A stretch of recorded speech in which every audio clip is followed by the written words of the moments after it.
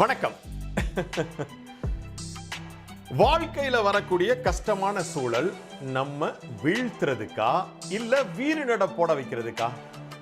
இதற்கான பதில சொல்றதுக்கு முன்னாடி கஷ்டமான சூழல் அப்படின்னு எதையெல்லாம் வருஷப்படுத்துறீங்க? முதல்ல நீங்க எல்லாரும் சொல்றது என்ன தெரியுமா? மன கஷ்டம். மன கஷ்டம் மறந்திட முடியாதுதான்.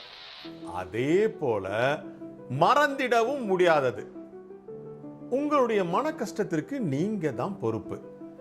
உங்க எதிர்பார்ப்புகளை எல்லோருமே அப்படியே நிறைவேற்றிடணும் அப்படின்னு நீங்க எண்ணுவதில் ஏற்படக்கூடிய சிக்கல் தான் உங்களுடைய மன கஷ்டத்திற்கான திறவுகோல். அளவுக்கு அதிகமான நம்பிக்கைகள் பொய்த்து போகக்கூடிய சமயத்துல மன கஷ்டங்கள் இறுகி போய் மனக்காயங்கள் ஏற்படுது. நிறைவேறாத ஆசைகளை வளர்த்து பொய்யான வாழ்க்கைக்கு உங்களை தயார்படுத்தி அது நிறைவேறாம போகும்போது உங்களுடைய மனக்காயங்கள் நிரந்தர வடுக்களா மாறி போயிருது.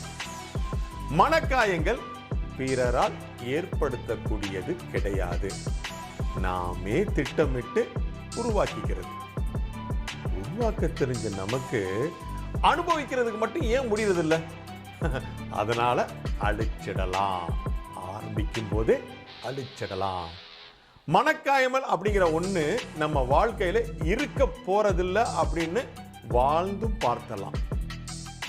நம்முடைய மனக்காயங்கள் நம்ம வெற்றியான வாழ்க்கைக்கு திசை திருப்பக்கூடிய மோசமான பாதைக்கான தவறான வழிகாட்டிகள். வாழ்க்கையில மட்டுமல்ல, நம்முடைய எண்ணங்களிலும் எதிர்பார்ப்புகளை கட்டாயப்படுத்தாமல் வாழத் தொடங்கினாவே போதும். கஷ்டமான வாழ்க்கை தொலைஞ்சு போய் இஷ்டமான வாழ்க்கை வெற்றியா வந்து சேர்ந்துகிட்டே இருக்கும். மீண்டும் சந்திப்போமா?